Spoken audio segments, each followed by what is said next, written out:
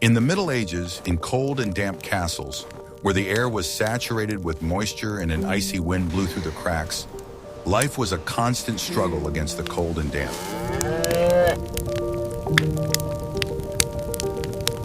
It was not a time for the weak, but the peasants were incredibly resourceful.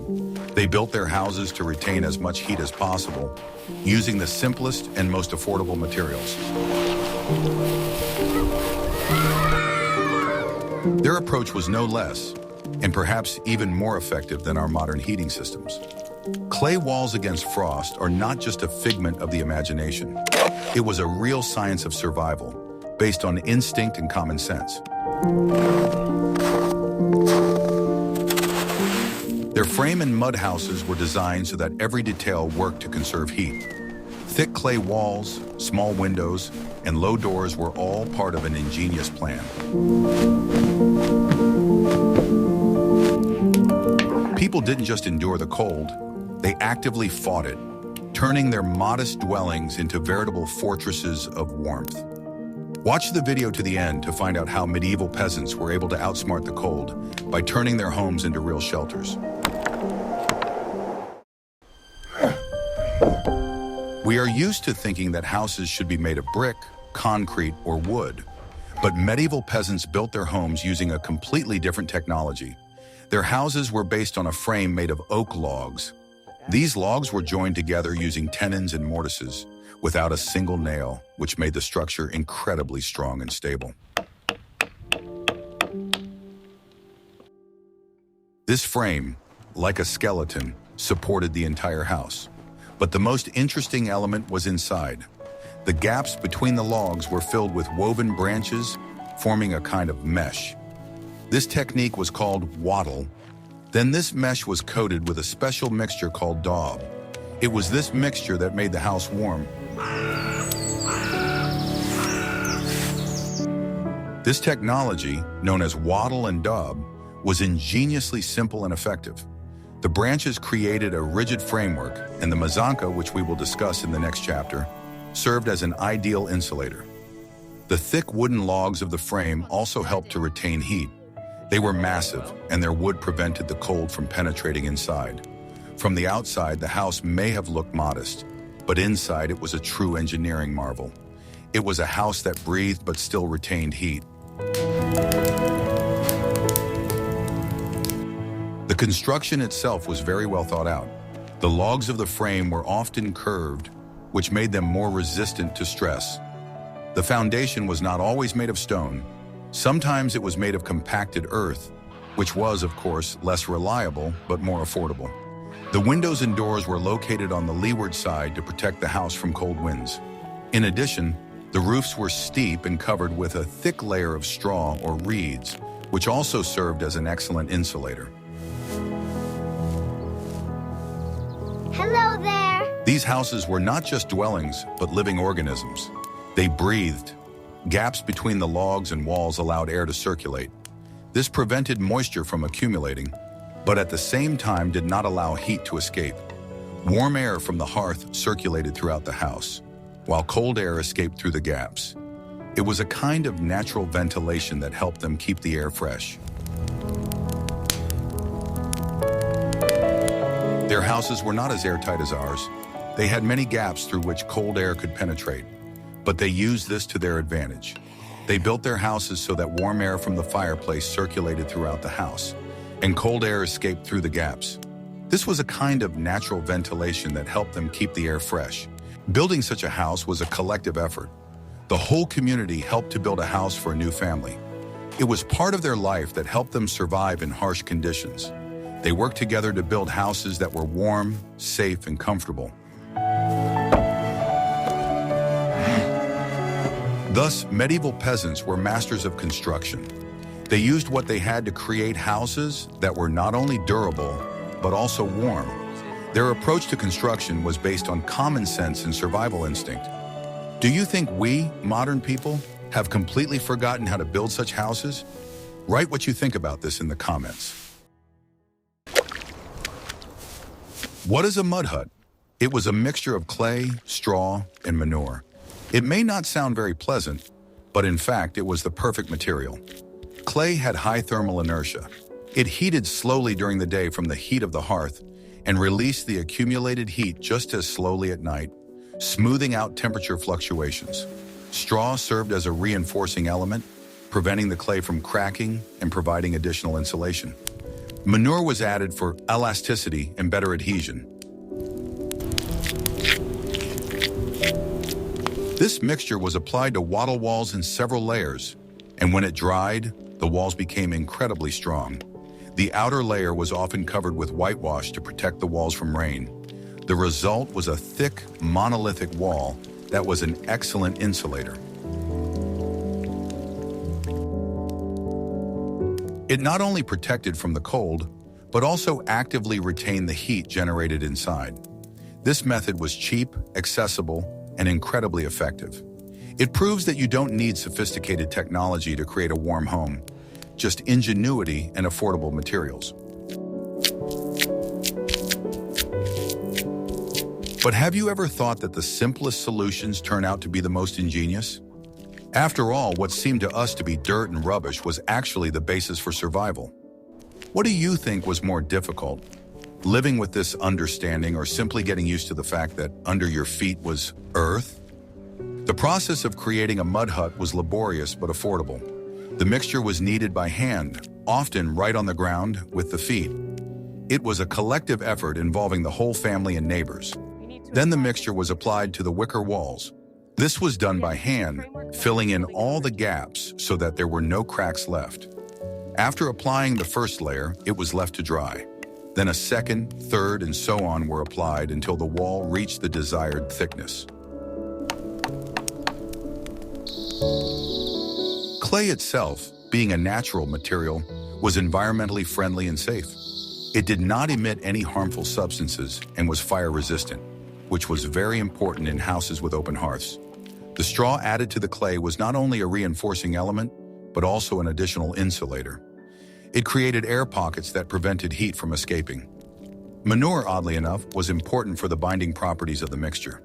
It contained fibers that helped the clay and straw stick together better, making the walls stronger.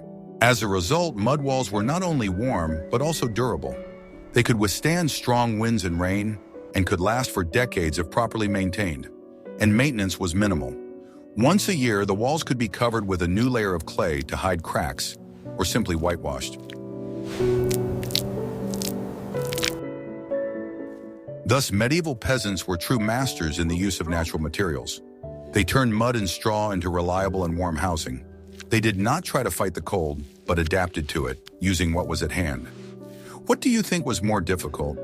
Living with this understanding or simply getting used to the fact that you were walking on Earth? Watch the video to the end to find out the answer to this question.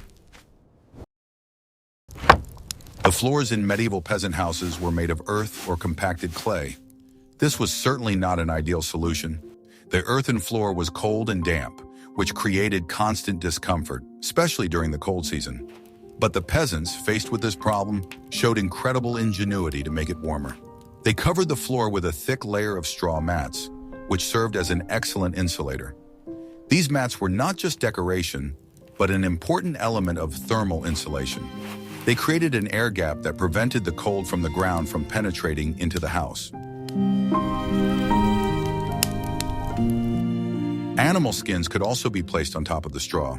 This was another layer of insulation that made the floor not only warmer, but also softer. Depending on the family's wealth, these could be sheep or goat skins, or even more valuable furs that could last for years. The skins not only retained heat, but also protected the straw from rapid wear and tear. This multi-layered approach was the key to creating a comfortable microclimate. Straw, which was replaced once a year, was also an element of hygiene. It was used to wipe shoes and catch food scraps. When the straw became too dirty, it was simply burned and replaced with new straw. This simple but effective method allowed people to maintain relative cleanliness in the house while keeping it warm. It was a primitive but effective way to maintain hygiene in a house where it was not possible to wash the floor frequently. In wealthier homes where the floor was made of stone, the problem of cold was even more acute. To cope with it, the floors were covered with thick carpets and mats. These items were not just decoration, but a functional element. Carpets, often imported from the East, were very valuable.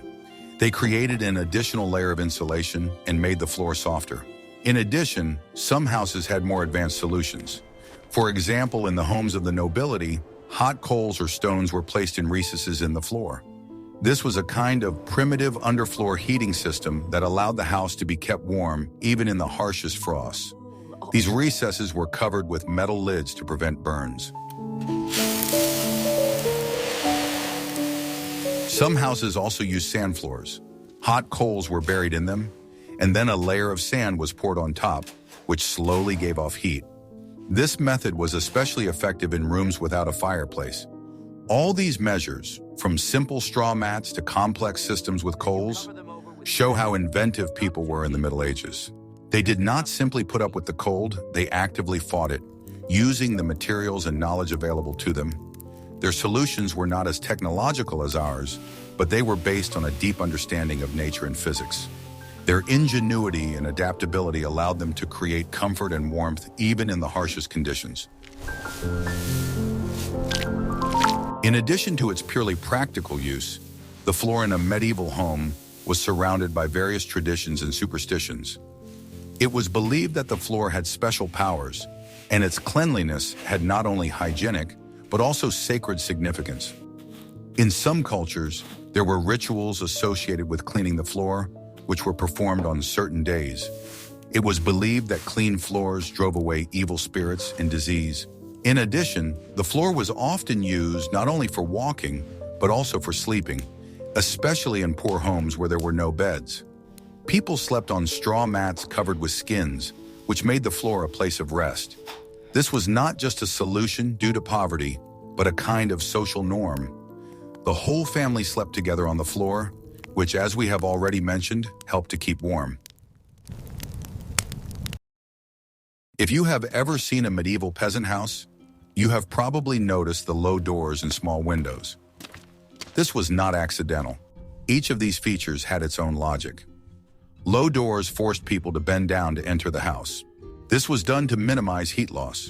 Warm air, as we know, rises, and if the door were high, it would simply escape outside. A low door helped to keep the warm air inside. This simple but ingenious trick allowed the precious heat generated inside the house to be retained. The windows were an even more interesting feature. They were small and often had no glass. Instead, they were covered with wooden shutters that were locked from the inside. During the cold season, the shutters were tightly closed. For extra insulation, the windows could be covered with parchment, leather, or thick fabric. These materials did not let in light, but they were excellent insulators. As a result, the house was dark but warm. The size and location of the windows also played an important role. They were placed on the leeward side of the house to protect against cold winds. Sometimes the windows were just narrow slits in the wall that allowed a little light to enter but minimized heat loss. It was a compromise between light and heat. The doors were also multi-layered. In addition to wooden doors, people often hung heavy woolen curtains or leather covers at the entrance, which served as an additional barrier against the cold. These curtains were especially important, as doors were the main source of drafts.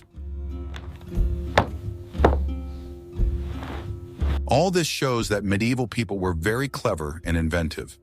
They used every element of the house to create a warm and cozy microclimate.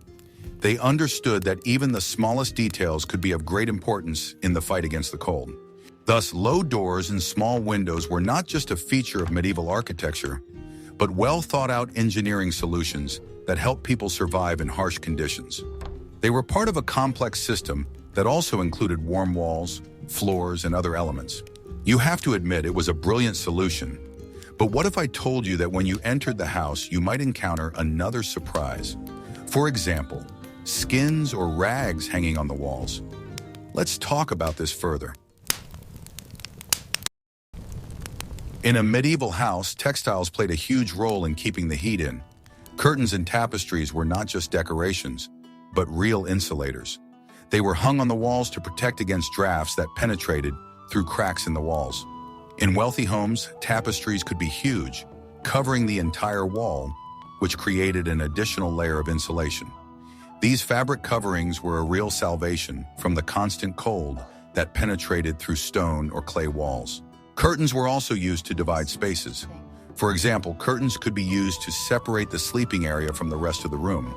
This allowed heat to be retained in a specific area without trying to heat the entire house. In the large hall where the hearth was located, curtains could separate the sleeping area, creating a cozy and warm corner. It was a very clever and effective way to use heat. The fabrics used to make curtains and tapestries were thick and heavy. Wool and linen were most commonly used. Wool was especially valuable because it retained heat well and repelled moisture. It was the ideal material for creating warm coverings. Linen was also used, but more often for the lower layers, as it was thinner and lighter. In addition to curtains and tapestries, people used bedspreads and blankets, which were also made of thick fabrics. They were multi-layered, which created air pockets that were excellent insulators. They were often embroidered with patterns, which in addition to their decorative function, helped to hold the layers together. Clothing also played an important role in keeping warm. People wore many layers of clothing made of wool and linen. Outerwear, such as cloaks and tunics, was often lined with fur. This created additional air pockets that helped retain heat. Feet were protected by thick woolen stockings and leather boots. All clothing was made to retain as much heat as possible and protect against the wind. Leather and fur were also very important. They were used to make blankets, mattresses, and even curtains. Fur was an ideal material because it was very dense and repelled water well. The skins of animals such as bears, wolves, or foxes were a symbol of wealth, but they also served a practical purpose. Thus, textiles were not just a decorative element, but an important part of the survival system. They helped people create a warm and cozy microclimate in their homes, protecting them from the cold and drafts. These simple but effective solutions show how inventive medieval people were. The system of using textiles to retain heat in a medieval home was multi-layered. In addition to tapestries on the walls, thick woven rugs could be laid on stone floors to prevent heat loss through them. This was especially important in castles and stone houses, where the cold from the floor could be unbearable. Carpets and mats not only warmed the feet, but also provided an additional layer of insulation. Mind the edge. Another interesting element was textile partitions. In houses without interior walls or with very large rooms, people used thick curtains to divide the space. This allowed them not only to zone the house, but also to create small, easily heated corners. For example, the dining area could be separated from the relaxation area, and the heat from the hearth was concentrated where it was needed. Bed textiles should not be forgotten either. Beds, especially those of the nobility, were often equipped with canopies and thick curtains. These curtains were drawn at night, turning the bed into a kind of box that retained the heat emanating from the human body. This created a microclimate that was much warmer than the air in the rest of the bedroom. This method was so effective that even in cold stone castles, where the temperature dropped to zero, it was possible to sleep in relative comfort. All this shows that textiles were not just a luxury or decoration. They were an integral part of the engineering system of medieval dwellings. People used the materials available to them with remarkable ingenuity to create barriers against the cold and wind. These fabric solutions were key to their struggle for survival, transforming cold and drafty structures into relatively warm and livable spaces. If there was one piece of furniture that was the most important in a medieval home, it was the bed. It was not just a place to sleep, but the center of warmth and comfort. Beds were huge, often with a high frame and a ladder. This was done to sleep away from the cold floor and drafts. The higher the bed, the warmer it was to sleep, because warm air always rises. The bed was a real multi-layered structure. Mattresses stuffed with straw or feathers were placed on it. This was the first layer of insulation that protected from the cold below. Then there were several layers of woolen blankets and covers. Sometimes fur blankets made from animal skins were placed on top of the blankets. Each layer served its own purpose, creating an air gap and retaining heat. As a result, the bed was the warmest place in the house. But the bed was not just a piece of furniture. It was the center of the family. The whole family slept in it to keep each other warm. This was especially important for poor families who could not afford to buy warm bedding. Sleeping in the same bed was not only a necessity, but also a social norm. It was a way to strengthen family ties and a sense of community. For the nobility, the bed was not only a place to sleep, but also a status symbol. They could receive guests and even have breakfast in bed. The beds of the nobility were huge and decorated with carved patterns and expensive fabrics. They were true works of art that emphasized the wealth and status of their owners. Beds were also often covered with canopies and curtains. These curtains, made of thick fabric, covered the bed on all sides. They created an isolated space where the heat emanating from the bodies of those sleeping did not escape. It was a kind of natural blanket that helped people stay warm. The bed was the warmest place in the house, but it was not the only source of heat. People used other, more hidden sources of heat, such as hot water bottles or hot coals. They were placed in bed before bedtime to warm it up. This was another way to make the bed warmer and more comfortable. All this shows that the bed was not just a place to sleep, but a complex system that helped people survive in cold conditions. It was the center of warmth, comfort, and community. But what if I told you that even the coziest corner couldn't compare to a real heat source? After all, when the hearth began to crackle, life in the house seemed to freeze. And you will find out exactly what happened when the fire began to dance its warm dance. The hearth was at the center of a medieval home. It was not just a source of fire, but a real heat engine. The hearth was designed to make the most of the heat from combustion. Smoke escaped through a hole in the ceiling, and the heat rose, warming the walls and ceiling. The clay walls stored this heat and released it gradually. It was a kind of chemical process. Burning wood turned it into heat and smoke, which were used for heating. But the most interesting thing is that even smoke and soot helped to retain heat. Soot settling on the walls created an additional layer of insulation. Smoke, slowly escaping through the opening, prevented cold air from entering the house. This primitive but effective method allowed every degree of heat generated by the hearth to be used. The hearth was not just a heating element, but the heart of the home. All life revolved around it. Here, food was cooked, clothes were dried, and the whole family gathered to talk and warm up. The heat from the hearth was a symbol of life and well-being. It gave people a sense of security and comfort. For the fireplace to work effectively, it had to be used correctly. People put thick logs in it, which burned for a long time and gave off a lot of heat. They also used reflectors, metal plates that were placed behind the fireplace to reflect heat into the room. This helped direct the precious heat to where it was most needed, instead of losing it to the cold stone walls. The wood was carefully selected. Preference was given to dense wood that burned slowly, providing a constant source of heat throughout the night. But the hearth, like everything else in a medieval home, had its drawbacks. It was open, and most of the heat produced by the fire escaped up the chimney along with the smoke. This made it a rather inefficient way to heat a home. In addition, an open fire was dangerous and could cause a fire. Sparks could fly around the room and set fire to straw on the floor or wooden objects. Therefore, there was always someone standing by the hearth to watch the fire. Nevertheless, the hearth remained the only reliable way to heat a room. In poor homes where it was not possible to heat constantly, the hearth was a source of heat only in the evening and at night.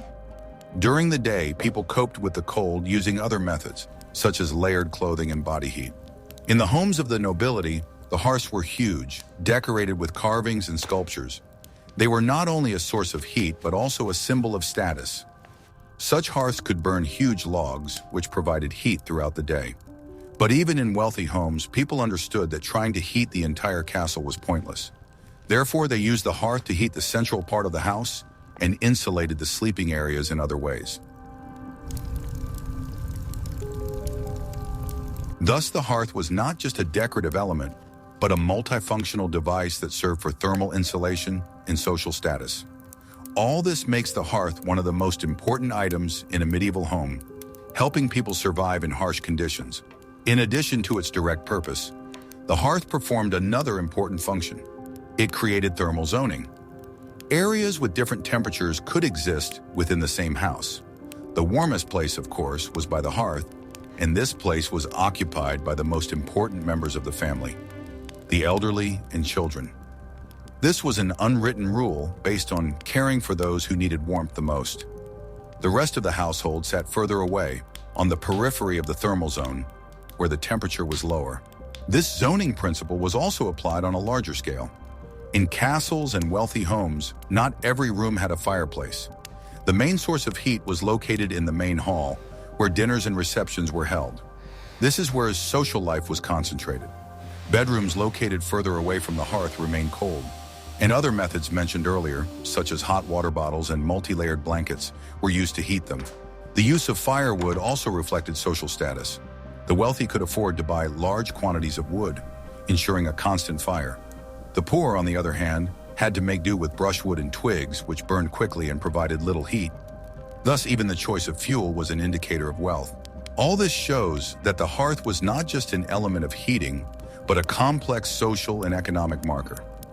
It shaped the life of medieval man, determining his daily routine, social connections, and even daily rituals.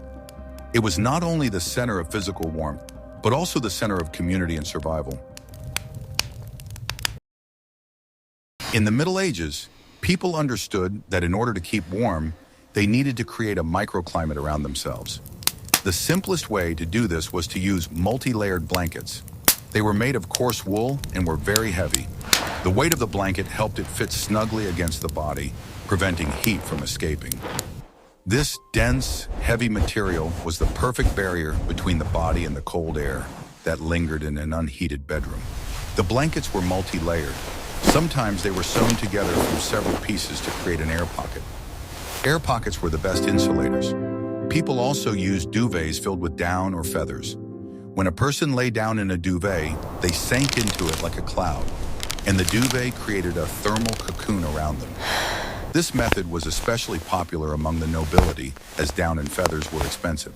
In addition to blankets and feather beds, people used linen and cotton bedspreads, which were thinner and lighter. They were placed on top of thick blankets to create an additional air layer. Linen was especially popular because it was more affordable and easier to care for than wool. But that's not all. People also used hot water bottles to warm their beds before going to sleep. These were clay or metal vessels filled with hot water or hot coals. They were placed under the blanket to warm the bed before the person went to sleep. This was very effective as it allowed the person to immediately sink into the warmth without wasting time warming up the cold sheets. Another source of heat was hot stones, which were placed in the hearth, then wrapped in cloth and placed in the bed. The stones retained heat for a long time and were an excellent source of warmth. This method was especially popular in rural areas where stones were readily available. It was a kind of natural radiator that could be used repeatedly. Sleepwear was also an important element. People did not sleep naked, but in underwear made of linen or cotton. This was their first layer of protection against the cold. They also slept in nightgowns or their everyday clothes. Sleepwear was not only for warmth, it also helped keep bedding clean. In the Middle Ages, washing was a difficult and time-consuming process, so people tried to keep their bedding as long as possible. Sleeping in clothes was the norm, and it was one of the most effective ways to stay warm. Layering was the key to warmth. The colder it was in the house, the more layers of clothing people wore. This strategy allowed them to adapt to changing conditions. All this shows that people in the Middle Ages were very inventive when it came to warmth. They used all the resources available to them, from hot stones and coals to the warmth of animals and their own bodies. Their methods were simple but very effective and allowed them to survive in conditions that seem unbearable to us modern people. Interestingly, people in the Middle Ages used not only inanimate objects, but also living creatures for heating. For example, in cold peasant houses, it was common to sleep next to livestock. Cows, sheep, or even chickens were brought into the house at night so that their body heat would help warm the dwelling. This method was especially popular during harsh winters when every calorie of heat counted. The animals acted as living batteries. Not only did this save them from the cold, but it also provided an additional source of heat for the whole family. Of course, this method of heating had its drawbacks in terms of hygiene, but in conditions of survival, comfort and cleanliness took a back seat. In addition, people used each other's warmth. In large families, everyone slept together in one bed or on a straw mat. The heat emanating from many bodies helped maintain a comfortable temperature under the blankets. It was not only a matter of practicality, but also part of the social structure, where closeness created a sense of community and security. Sleeping in a tight circle was not only warmer, but also less scary, especially in the dark when wild animals roamed around. Although hygiene was not at a high level in the Middle Ages, this does not mean that people did not care about cleanliness. Nightgowns or sleeping clothes served more than just a warming purpose. They also protected bedding from sweat and dirt. Considering how difficult it was to wash bedding, wearing a clean nightgown was an important ritual that helped extend the life of blankets and sheets. Nightgowns could be simple or, conversely, very luxurious, decorated with embroidery for the nobility. This showed that even in matters of sleep, there was a class difference. The process of preparing for bed was a whole ritual that began long before a person went to bed. It included not only making the bed, but also preparing the hearth, which was often the only source of heat in the house. Hot coals from the hearth could be used to fill hot water bottles, and the residual heat from the fire slowly warmed the room. Concluding this brief excursion into history, we can say with confidence that the Middle Ages were a time of incredible ingenuity and adaptation. People knew how to find a way out of the most difficult situations, and creating a microclimate under the blanket is a vivid example of this. This was not just a coincidence, but a conscious survival strategy based on a deep understanding of physical processes. These ancient methods show that human intelligence and ingenuity do not depend on high technology. They have always been aimed at making life more comfortable, even in the harshest conditions. Medieval homes did not always have beds. In poor families, people slept on benches or even on the floor, but they made these places as warm as possible. Benches were covered with thick woolen blankets and skins. The floor was covered with straw, on which mattresses stuffed with the same straw were laid. These sleeping places were not as comfortable as beds, but they were still warm. People slept close to each other, sharing their warmth. This was their way of surviving in the cold. Unconventional sleeping places were part of their everyday life and helped them adapt to any conditions. Sleeping on the floor was common. In some houses, the floor was made of earth, which was, of course, cold. But people found ways to make it warmer. They dug holes in the ground, filled them with hot coals or stones, and then covered them with a layer of sand. It was a kind of primitive heated floor that kept the house warm even in the harshest frosts. In addition, people slept in their clothes. They did not undress completely but slept in underwear made of linen or cotton. This was their first layer of protection against the cold. They also slept in nightgowns or their everyday clothes. Sleepwear was not only for warmth, it also helped keep bedding clean. In the Middle Ages, washing was a difficult and time-consuming process, so people tried to keep their bedding as clean as possible for as long as possible. Sleeping in clothes was the norm, and it was one of the most effective ways to stay warm. Layering was the key to warmth. The colder it was in the house, the more layers of clothing people wore. This strategy allowed them to adapt to changing conditions. Communal bedrooms were another feature of medieval life. In monasteries, for example, monks slept in one large room with benches or beds arranged around it. This was not only to save space, but also for warmth. Sleeping in one room allowed them to keep each other warm. In the homes of the nobility, where there were separate bedrooms, people still preferred to sleep together. This was not only because of the cold, but also because of a sense of security. At a time when crime was high, sleeping in the same bed with family or servants was much safer. Thus, medieval people were masters of adaptation. They used what they had to create comfort in the most uncomfortable conditions. Their approach to life was based on common sense and survival instinct. They did not simply put up with the cold, they actively fought it, using the materials and knowledge available to them. All this shows that people in the Middle Ages were very inventive when it came to warmth. They used all the resources available to them, from hot stones and coals to the warmth of animals in their own bodies. Their methods were simple but very effective, and allowed them to survive in conditions that seem unbearable to us modern people. Thus, non-standard sleeping arrangements were not just a habit, but a whole science. It was their way of cheating the cold and creating comfort in their homes. Medieval peasants were not stupid. They did not fight the cold head-on, but approached it with intelligence. They understood that cold was a part of life, and they learned to live with it. Their logic was simple: use what you have and create comfort where possible. They did not waste energy on a futile struggle, but concentrated on practical solutions that worked. They used natural materials to build houses and make furniture. Clay, straw, wood, and stone were their main building blocks. From these, they created houses that were not only sturdy, but also warm. They knew that thick walls and multiple layers of insulation were the best way to combat the cold. Their houses were not as airtight as ours, but they were designed so that warm air could circulate throughout the house. They used their body heat to keep warm. Sleeping in the same bed was not just the norm, but a necessity. The more people slept together, the warmer they were. This custom was common among all classes of society, from peasants to nobility, and was not only a practical necessity, but also a social norm. It was a way to strengthen family ties and a sense of community. They did not try to change the world around them, but adapted to it. In winter, they spent less time outside and more time by the hearth, doing crafts and socializing. This was not only for warmth, but also to save energy. They used every opportunity to conserve heat and energy. Their approach was based on common sense and survival instinct. Their lives were closely connected to nature, and they used its resources to create comfort and warmth in their homes. Their logic of survival proves that comfort does not always require high technology, but only intelligence and ingenuity. Thus, medieval people were masters of survival. Their approach to the cold was not just patience, but an active and wise strategy that allowed them to create comfort even in the harshest conditions. They were smart, inventive, and knew how to use what they had.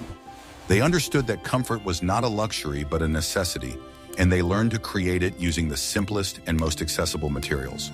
Their methods were not as technological as ours. They couldn't just turn a thermostat knob or turn on the air conditioner. They had to rely on their own ingenuity and the materials that nature provided them. And they did a brilliant job of it.